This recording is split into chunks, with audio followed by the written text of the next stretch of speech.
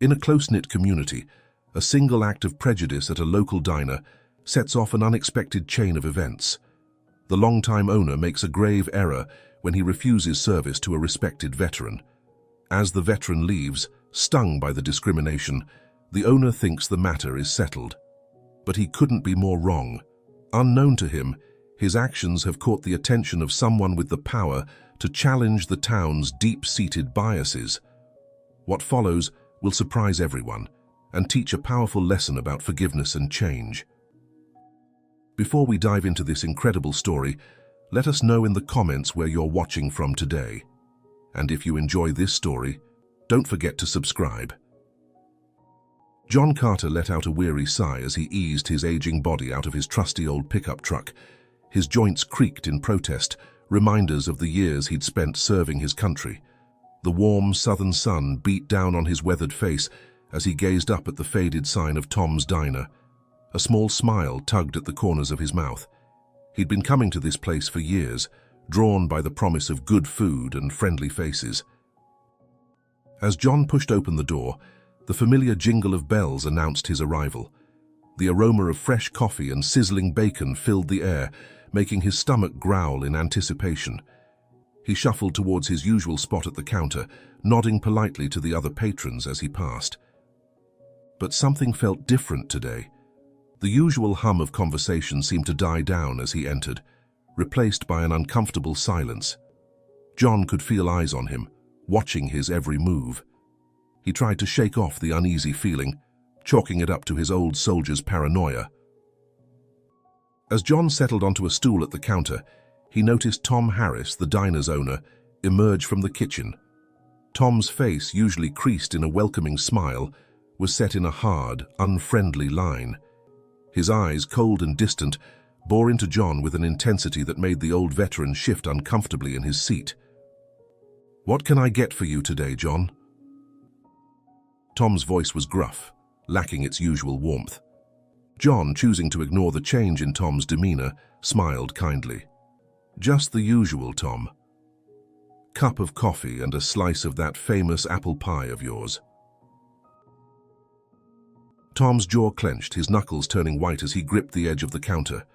"I'm afraid that won't be possible, John. We're all out of pie today." John's brow furrowed in confusion. He could clearly see a freshly baked apple pie sitting on the counter just a few feet away. "But Tom, I can see—" "I said we're out." Tom's voice rose sharply, causing several patrons to jump in surprise. "In fact, we're closing early today. You'll have to leave." A heavy silence fell over the diner. John sat frozen, struggling to process what was happening. In all his years coming to Tom's Diner, he'd never been treated like this. The other customers shifted uncomfortably in their seats, some averting their eyes, others watching the scene unfold with a mix of shock and morbid curiosity. John slowly stood up, his weathered hands trembling slightly. "Tom, I don't understand. Have I done something to offend you?" Tom's face twisted into an ugly sneer. "You've done plenty just by walking in here. I don't serve your kind in my establishment. Now get out before I have to call the authorities." The words hit John like a physical blow. He stumbled back, his eyes wide with hurt and disbelief. For a moment, he was transported back to his youth, to a time when such treatment was all too common. But this was different. This was Tom, a man he'd considered a friend for years. As John made his way to the door, his shoulders slumped in defeat. A young woman at a nearby table stood up. "This isn't right," she said, her voice shaking. "You can't treat him like this."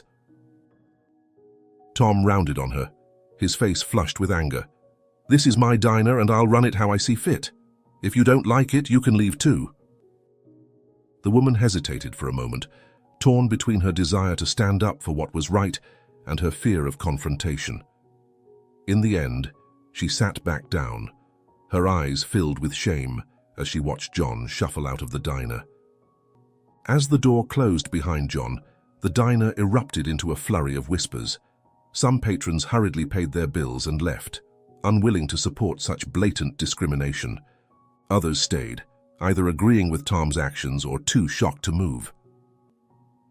Little did Tom know, His act of prejudice would set in motion a series of events that would shake the very foundations of their small town. If only he had known who John Carter really was and the powerful connections he had, he might have thought twice about his actions. But as it stood, Tom Harris had just made the biggest mistake of his life, and the consequences were about to come crashing down on him like a tidal wave. As John Carter slowly made his way back to his truck, his mind was reeling from what had just transpired.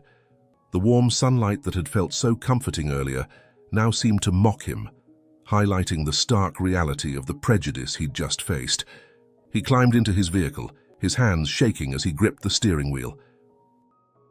For a long moment, John sat there staring blankly ahead. The hurt and humiliation washed over him in waves, threatening to drown him in despair. But then, almost imperceptibly, something changed in his demeanor. His jaw set in determination, and a fire kindled in his eyes. John Carter was many things: a veteran, a father, a respected member of the community, but he was not a man to take injustice lying down. As he started the engine, John's mind was already working, formulating a plan. He may have been kicked out of Tom's diner, but this was far from over. Little did Tom Harris know, but his actions today would set in motion a chain of events that would change everything in their sleepy little town. Meanwhile, back at the diner, Tom Harris was feeling the immediate backlash of his actions. Several regular customers had walked out, some shooting him disapproving glares as they left. But Tom stood his ground, his face set in a stubborn scowl. He'd done what his father would have wanted, what he believed was right. So why did he feel this gnawing sense of unease in the pit of his stomach?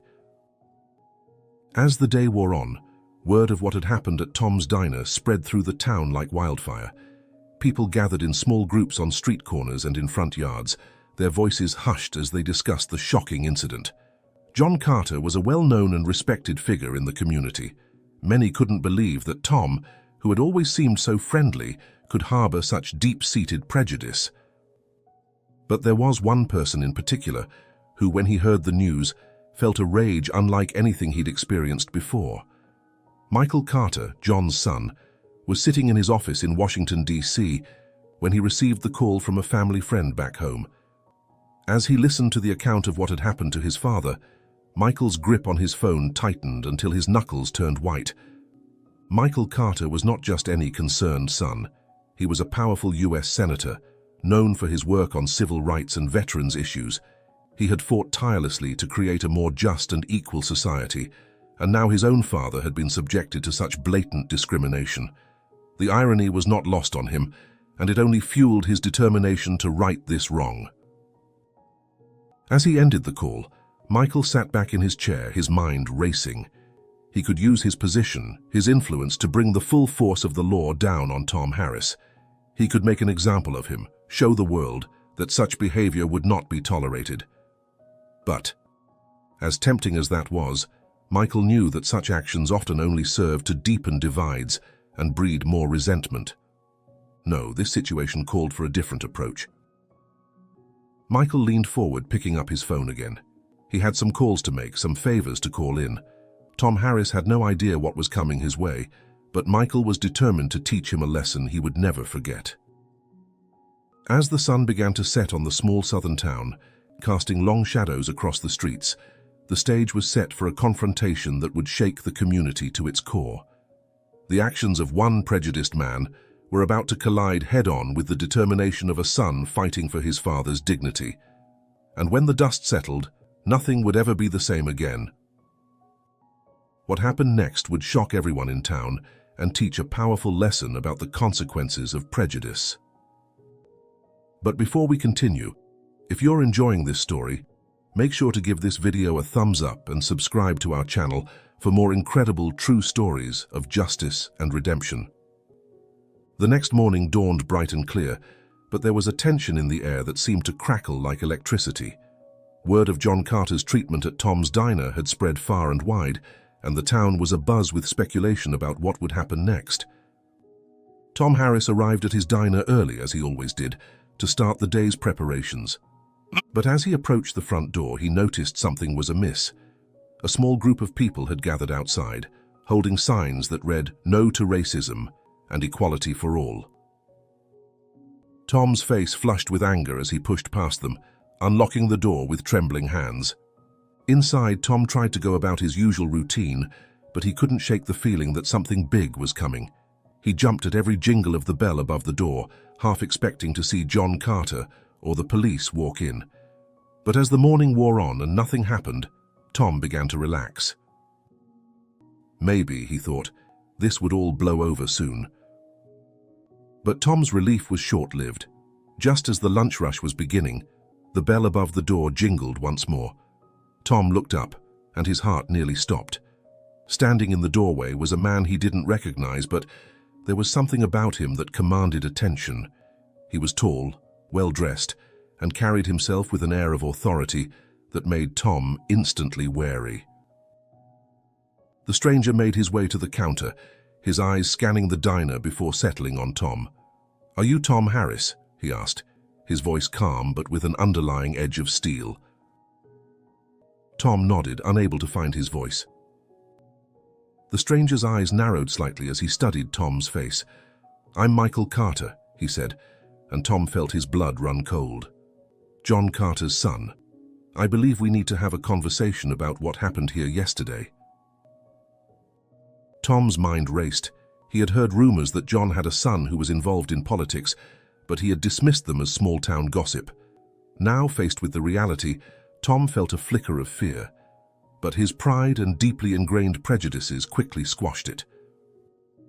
"Look," Tom said, his voice gruff, "I don't know who you think you are, but this is my establishment. I have the right to refuse service to anyone I choose." Michael's expression remained neutral, but there was a dangerous glint in his eye. "Is that so?" he said softly. "And on what grounds did you refuse service to my father, a decorated veteran who has lived in this town longer than you've been alive?" Tom's face flushed red. "I don't have to explain myself to you," he spat. "Your father and people like him aren't welcome here. End of story." A hush fell over the diner. The other patrons watched the exchange with a mix of horror and fascination. Michael Carter stood perfectly still, his gaze never leaving Tom's face. When he spoke again, his voice was low and controlled, but filled with a quiet fury that made Tom take an involuntary step back. "Mr. Harris," Michael said, "I had hoped we could have a rational discussion about this, but I see now that won't be possible. So let me be very clear. What you did yesterday was not just morally reprehensible, it was illegal, and I intend to use every resource at my disposal to ensure that you face the consequences of your actions." Tom's bravado faltered for a moment. What do you mean? You can't do anything to me. This is my business." Michael smiled, but it was a cold, hard expression that held no warmth. "Oh, Mr. Harris," he said, "you have no idea who you're dealing with. I'm not just John Carter's son. I'm a United States Senator, and I've dedicated my career to fighting against exactly the kind of bigotry you displayed yesterday." The color drained from Tom's face as the full impact of Michael's words hit him. He had kicked out the father of a U.S. senator, a man with the power to make his life very, very difficult. "This isn't over," Michael said, turning to leave. "You'll be hearing from me again very soon." As the door closed behind Michael, the diner erupted into a flurry of whispers. Tom stood frozen behind the counter, the realization of what he had done and who he had angered finally sinking in. He had thought he was standing up for his beliefs, for the values his father had instilled in him. But now, faced with the consequences of his actions, Tom began to wonder if those beliefs were worth the price he might have to pay. Little did Tom know, but Michael Carter's visit was just the beginning. The wheels of justice were already in motion, and Tom's world was about to be turned upside down in ways he could never have imagined. The small southern town was about to become the center of a storm that would challenge long-held prejudices and force everyone to confront the darkness that lurked beneath their peaceful facade. As Michael Carter's polished shoes clicked against the sidewalk outside Tom's diner, he pulled out his phone and made a call. "It's done," he said tersely. "He's exactly as stubborn and prejudiced as we thought. Time to move to phase 2. Inside the diner, Tom Harris was a man on the edge. His hands shook as he tried to pour coffee for a customer, spilling half of it on the counter. The weight of what had just transpired bore down on him like a physical presence. He had always seen himself as a good man, a pillar of the community. But now, faced with the consequences of his actions, doubt began to creep in. As the day wore on, Tom couldn't shake the feeling that his whole world was about to come crashing down around him. Every time the bell above the door jingled, he flinched, half expecting to see federal agents or lawyers storming in. But it was worse than that. Instead of the dramatic confrontation he feared, Tom was met with something far more insidious: the quiet judgment of his community. Regular customers who had been coming to his diner for years now avoided his gaze, some not showing up at all. Those who did come in were subdued, their usual friendly chatter replaced by awkward silences. Tom could feel their eyes on him, could almost hear their unspoken condemnation. As closing time approached, Tom slumped into a booth, his head in his hands. The diner, usually bustling with the dinner crowd, was eerily empty. For the first time, Tom allowed himself to consider the possibility that he might have made a terrible mistake. Meanwhile, across town, John Carter sat in his modest living room, surrounded by old photographs and mementos from his time in the service. He picked up a framed picture of himself and his late wife, taken on the day he returned from the war. They both looked so young, so full of hope for the future. "Oh, Margaret," he sighed, running a finger over her smiling face. "What would you say if you could see what's happening now?" The sound of a car pulling into the driveway broke John from his reverie. A moment later, the front door opened, and Michael stepped in. Father and son embraced, the unspoken pain of recent events hanging heavy between them. "How did it go?" John asked as they settled into their chairs. Michael's jaw clenched. "About as well as we expected. He's not going to change his mind easily, Dad, but don't worry, we have a plan." John nodded slowly. I never thought it would come to this. Tom and I, we weren't close friends, but I always thought we had a mutual respect. To find out that all this time he saw me as less than human because of the color of my skin. It hurts, son, it hurts deep." Michael leaned forward, taking his father's weathered hand in his own. "I know, Dad. And that's why we can't let this stand. What happened to you? It's not just about you. It's about every person of color in this town, in this country, who still faces discrimination every day. We have to take a stand." John looked at his son, seeing in him the same fire, the same determination to fight for justice that had driven him in his youth. He felt a swell of pride, tinged with a hint of sadness. This wasn't the world he had hoped to leave for his son, but he was grateful that Michael had the strength and the position to fight for change. "What's the next step?" John asked, his voice stronger now. Michael's eyes gleamed with a mix of determination and something else, a hint of a plan that was already in motion. "Well, Dad, that's where things get interesting. You see, I've done some digging, and it turns out our friend Tom is in a bit of financial trouble. His diner isn't doing as well as he'd like people to think. In fact, he's been trying to sell it for years." John's eyebrows rose in surprise. "Sell the diner? But it's been in his family for generations." Michael nodded. "Exactly, which is why he's been so reluctant to let it go. But after today's incident, I think he might be more open to the idea, especially if the right offer comes along." John leaned back in his chair, his brow furrowed in thought. "What are you planning, son?" Michael's smile was both determined and a little mischievous. "Let's just say that Tom Harris is about to receive an offer he can't refuse, and when the dust settles, that diner is going to become a symbol of something very different than what it represents now." As night fell over the small town, the seeds of change had been planted. Little did Tom Harris know, but his world was about to be turned upside down in ways he could never have imagined. The coming days would test the very fabric of the community, forcing everyone to confront their own biases and preconceptions. The next morning, Tom arrived at his diner earlier than usual. He had barely slept, plagued by nightmares of angry mobs and legal summons. As he unlocked the front door, he noticed a thick envelope that had been slipped under it.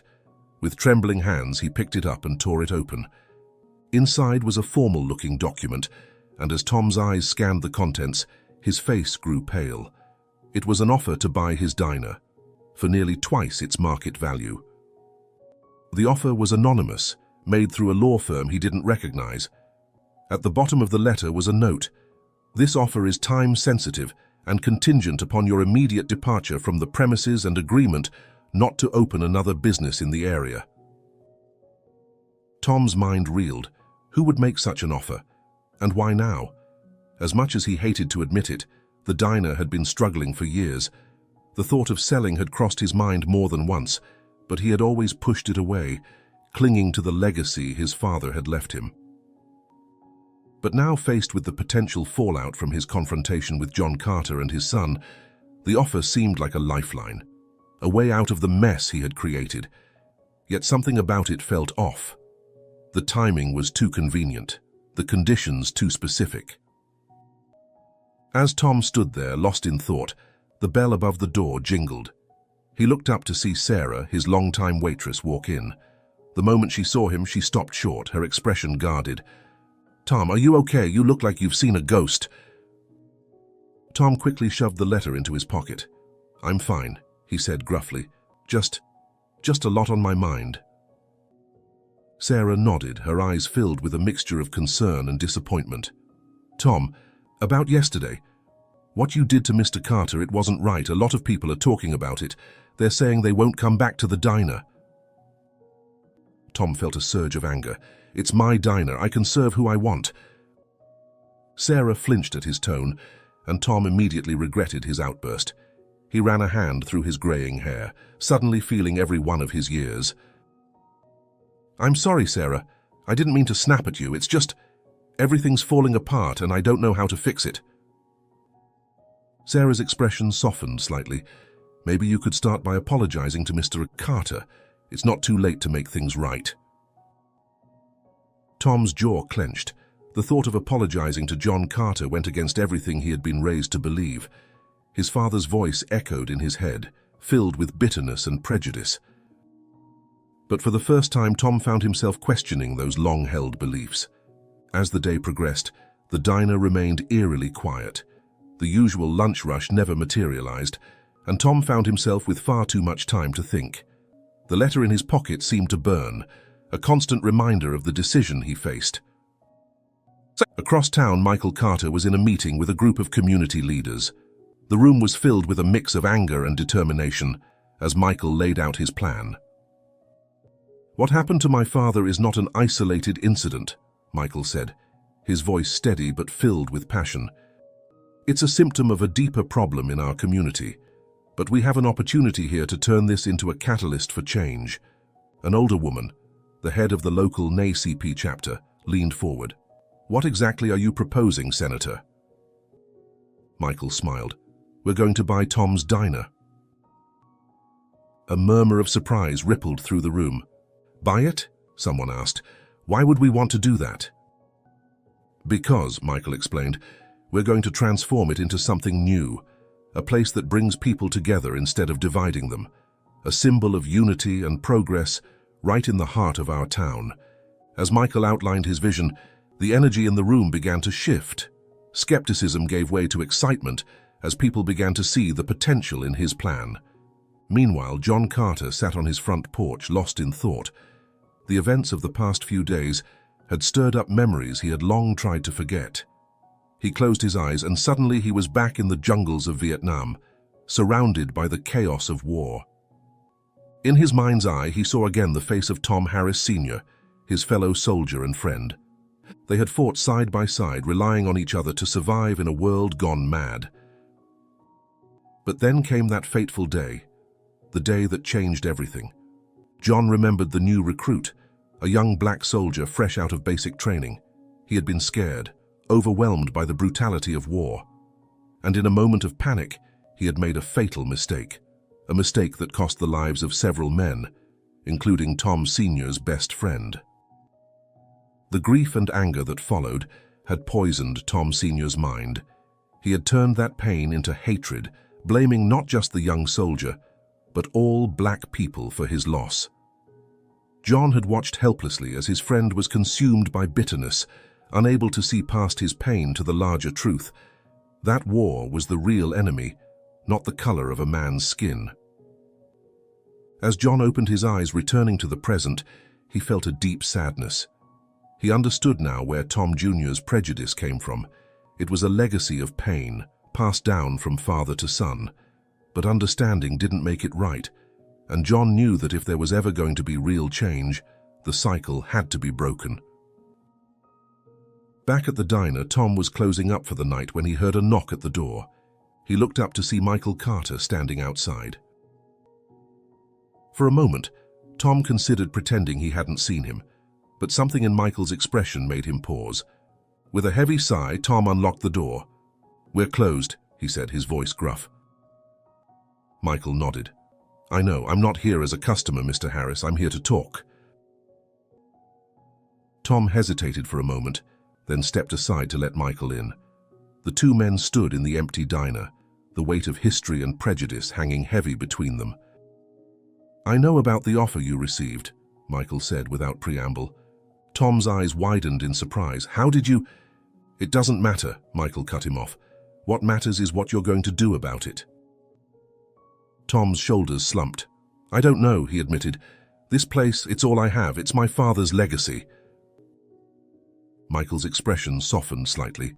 "Is it really the legacy you want to uphold? The legacy of hatred and division?" Tom flinched at the words, but he couldn't deny their truth.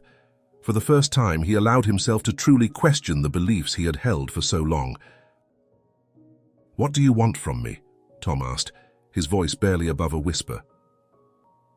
Michael stepped closer. "I want you to make a choice, Mr. Harris, a choice to be better than your father, to break the cycle of hatred and start anew." As Tom looked into Michael's eyes, he saw not judgment or condemnation, but a glimmer of hope. And in that moment, something shifted inside him. The walls he had built around his heart began to crumble, and he felt the first stirrings of change. Little did Tom know, but his decision in this moment would set in motion a series of events that would not only transform his life, but the entire community. The path ahead would not be easy, but it held the promise of redemption and healing for a town long divided by the shadows of the past. As the sun rose on a new day, Tom Harris stood outside his diner, keys in hand. He took a deep breath, steeling himself for what he was about to do. With a trembling hand, he unlocked the door and stepped inside for what he knew might be the last time. The familiar smell of coffee and grease hit him, bringing with it a flood of memories. He remembered his father standing behind this very counter, teaching him how to run the place. He could almost hear the echo of laughter from happier times, before bitterness and prejudice had poisoned everything. Tom made his way to the office in the back, sinking heavily into the creaky old chair behind the desk. He pulled out the offer letter, reading it over one more time. Then, with a deep sigh, he picked up the phone and dialed the number at the bottom of the page. "This is Tom Harris," he said, his voice rough with emotion. "I'm calling about the offer to buy my diner. I accept."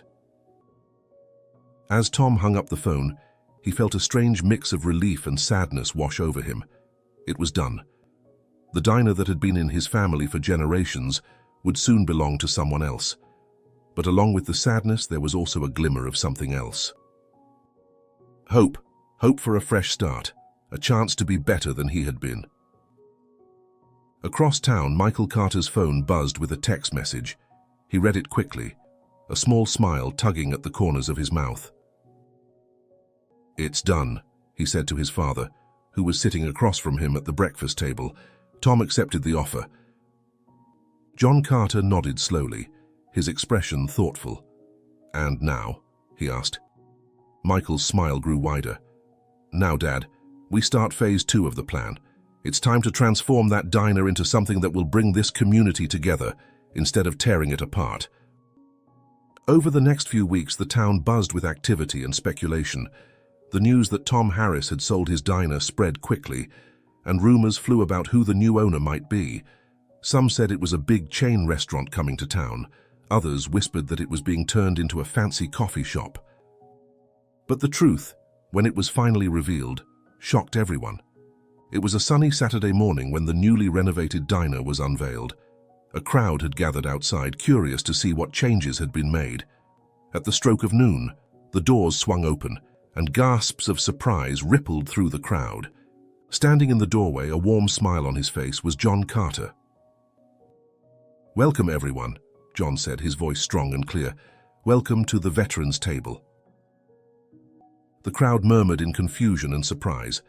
John Carter, the very man who had been kicked out of this diner just weeks ago, was now its owner.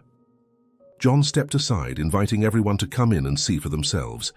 As people filed in, they were greeted by a completely transformed space.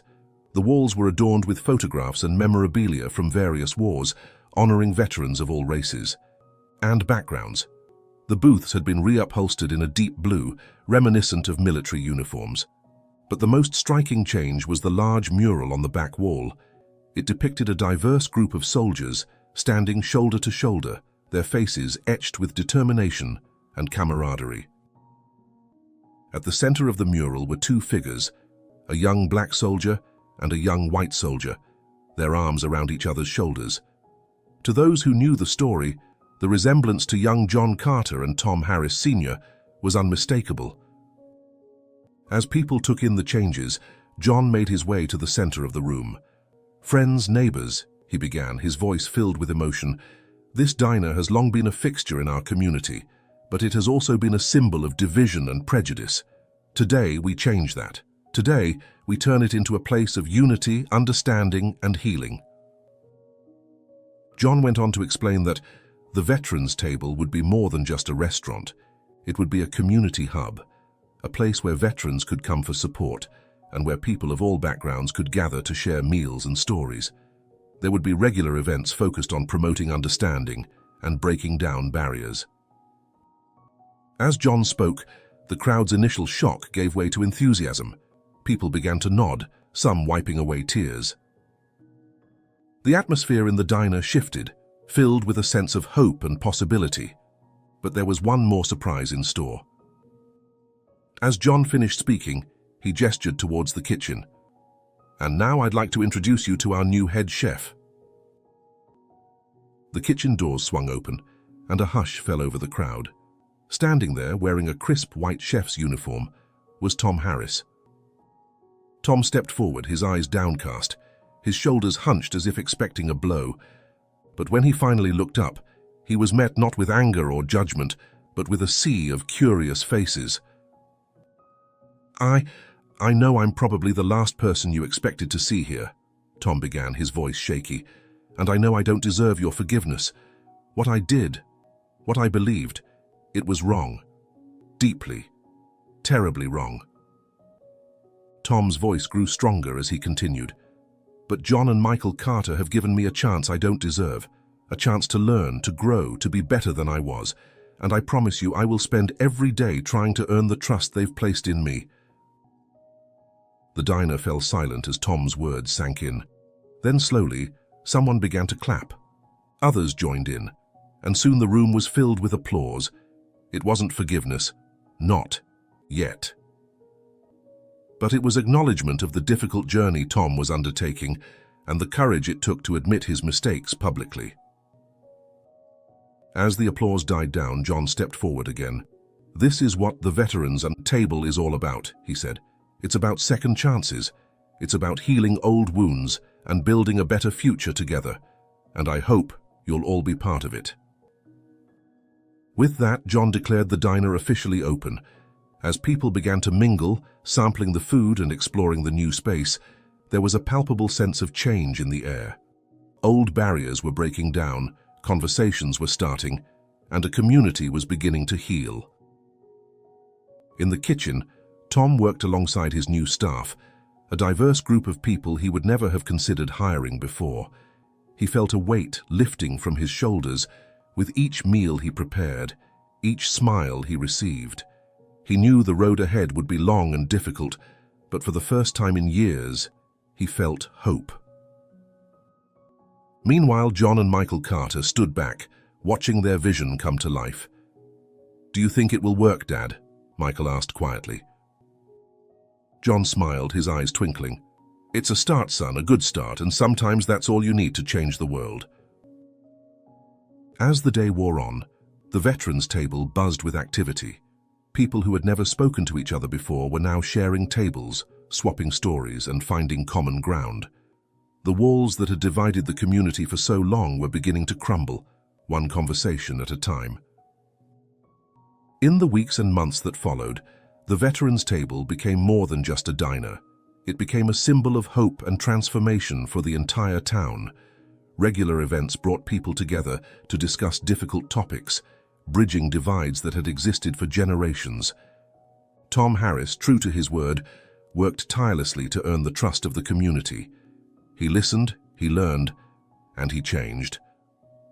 Slowly but surely, people began to see him not as the prejudiced man he had been, but as a testament to the power of redemption. The story of the veterans' table spread far beyond the borders of their small town. News outlets picked up the story, amazed by the transformation of both the diner and its former owner. A documentary filmmaker even approached John and Michael about telling their story to a wider audience. But perhaps the most powerful moment came nearly a year after the diner's reopening. Tom Harris Sr., who had been living in a nursing home in another state, came to visit. Wheelchair-bound and frail, the elder Harris was a shadow of the strong, bitter man he had once been. As John wheeled him into the diner, Tom Sr.'s eyes widened in shock. He took in the mural, the diverse crowd, his son working happily alongside people he would have once despised. And for the first time in decades, Tom Harris Sr. began to cry. "I was wrong," he whispered, grasping John's hand. "All these years I was so wrong." That day, surrounded by the warmth and unity of the veterans' table, old wounds began to heal. Tom Sr. shared stories of his time in the war, not with bitterness but with a newfound perspective. He spoke of the fear, the chaos, the shared humanity of soldiers on all sides. As the sun set on that remarkable day, John Carter stood outside the diner, looking up at the sign that now read, "The Veterans Table." He thought about the long journey that had brought them to this point. The pain, the struggle, the moments of doubt, all of it had led to this transformation. Inside, the diner was still buzzing with activity. Through the window, John could see Tom Sr. surrounded by a group of veterans, both young and old from various backgrounds. They were listening intently as he spoke, nodding in understanding and offering words of support. John felt a hand on his shoulder and turned to see Michael standing beside him. "You did it, Dad," Michael said softly. "You changed everything." John shook his head, a gentle smile on his face. "We did it, son. All of us together." As they stood there watching the scene inside the diner, neither of them could have imagined the ripple effect their actions would have on the wider world. But the story of the veterans' table was far from over.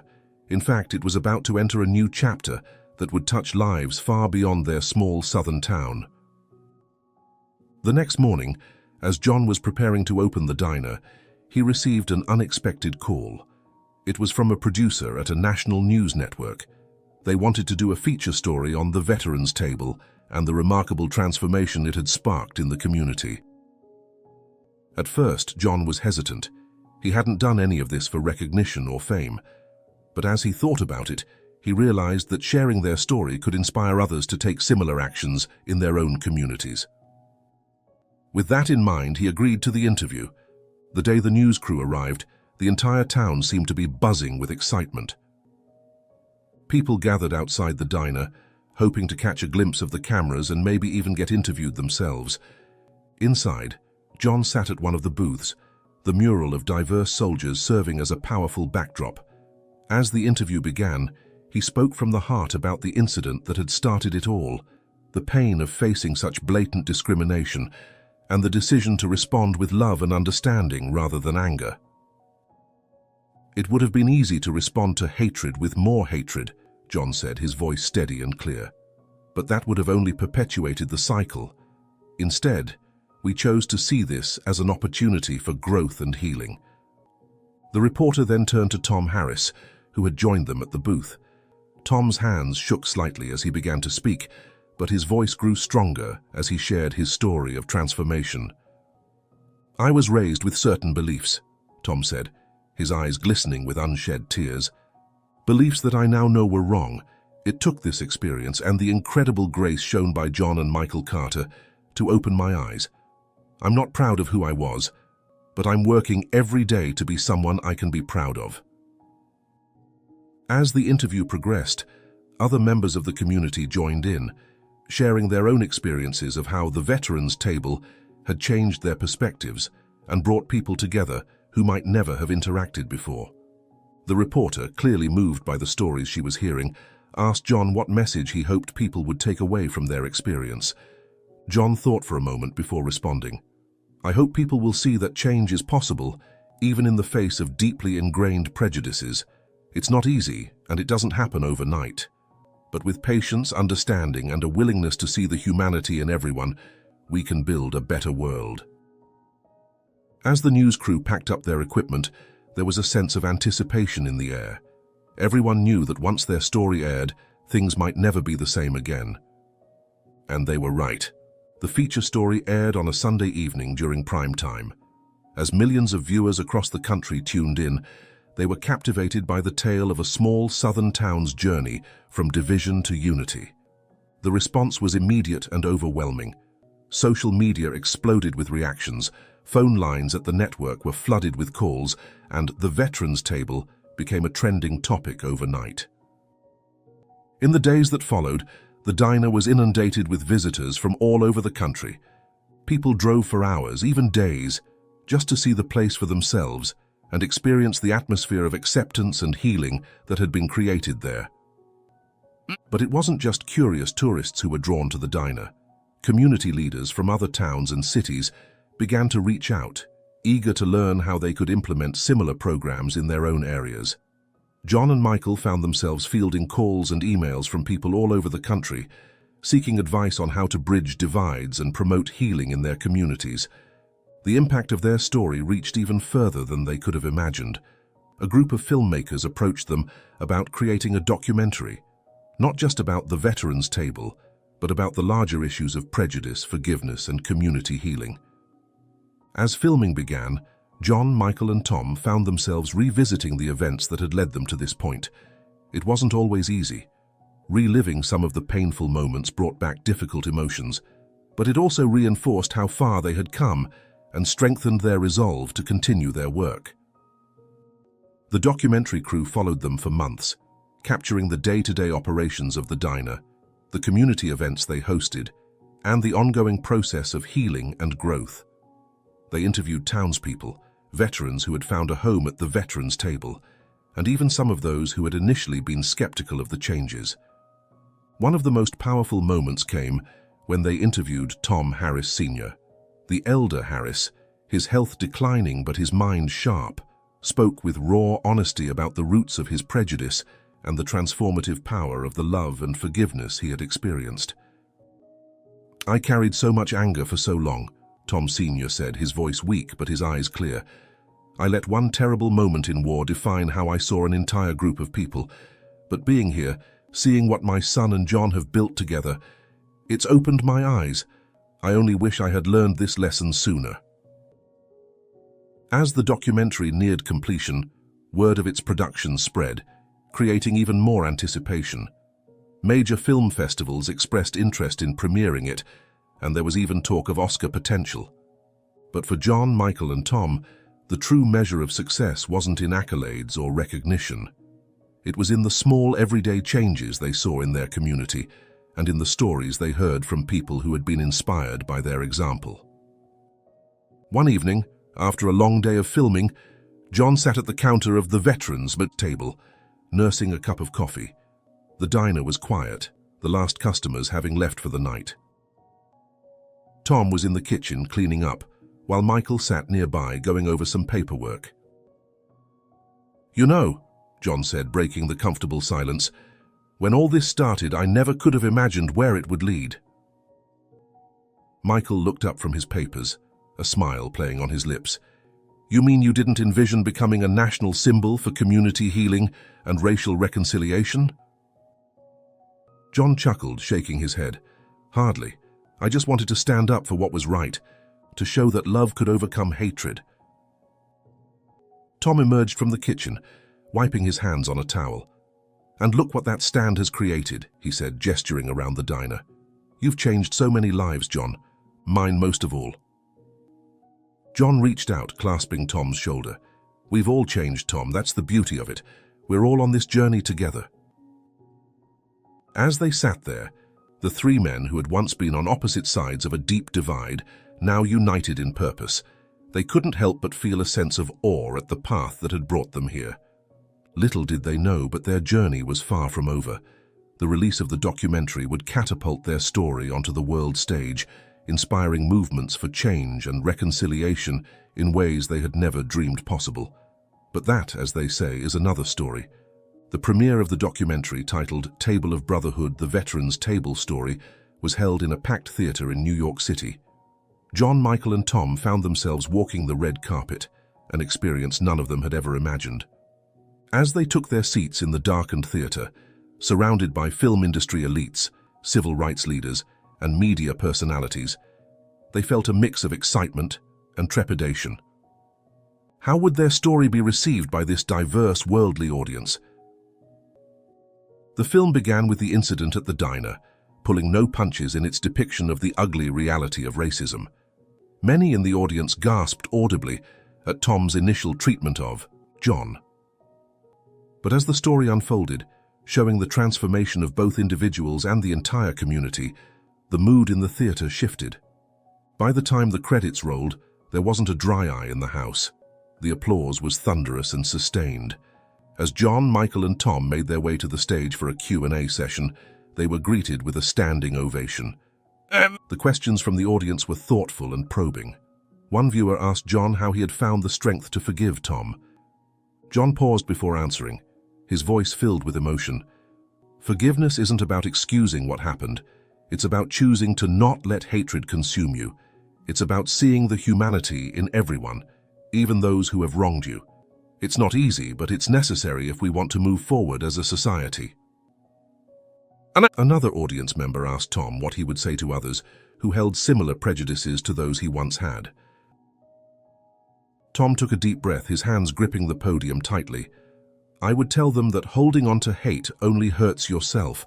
It blinds you to the beauty of human diversity and the richness of experiences you can have when you open your heart to others. I wasted so many years in anger and fear. Don't make the same mistake I did. The impact of the documentary was immediate and far-reaching. It was picked up for distribution by a major streaming service, making it accessible to millions of viewers worldwide. The story of the Veterans' Table sparked conversations about race, reconciliation, and community healing in living rooms, classrooms, and boardrooms across the globe. But perhaps the most significant impact was felt closer to home. In the months following the documentary's release, the Veterans' Table became a pilgrimage site of sorts. People from all over the country, and even from abroad, came to see the diner for themselves, to experience the atmosphere of acceptance and healing that had been created there. John, Michael, and Tom found themselves in demand as speakers at conferences and events focused on community building and racial reconciliation. They shared their story tirelessly, always emphasizing that what they had achieved was possible anywhere, with commitment and compassion. The diner itself continued to evolve. With the influx of visitors, they expanded their operations, always maintaining the focus on veterans support and community healing. They started a mentorship program, pairing veterans with at-risk youth in the community. The program was a resounding success, providing guidance and support to young people while giving veterans a renewed sense of purpose. As the months passed, the impact of the Veterans' Table began to ripple out in unexpected ways. Other communities, inspired by their story, began to create their own versions of the diner. From small towns in the Midwest to big cities on the coast, people were coming together to address long-standing divisions and work towards healing. One day, about a year after the documentary's release, John received a call that left him stunned. It was from a prominent national civil rights organization. They had seen the documentary and were deeply moved by their story. They wanted to invite John, Michael, and Tom to their annual conference to discuss their experiences and share their insights on community healing and racial reconciliation. The day of their visit to the conference was surreal. As they walked through the halls filled with civil rights leaders and activists, John couldn't help but think of how far they had come. From a small-town diner to a national stage, their journey had been extraordinary. Their presentation at the conference was both humbling and inspiring. The audience listened intently as they shared their story, asking thoughtful questions and expressing admiration for what they had achieved. "What you've done," the organization's president said, "is provide a roadmap for healing in communities across our nation. You've shown that change is possible, even in the face of deep-seated prejudice and historical divisions." As they left the conference, the organization announced that they would be establishing a national initiative, inspired by the Veterans Table, to promote community healing and racial reconciliation across the country. John, Michael, and Tom were asked to serve as advisors to the program. The news of the conference and the new initiative brought renewed attention to the Veterans Table.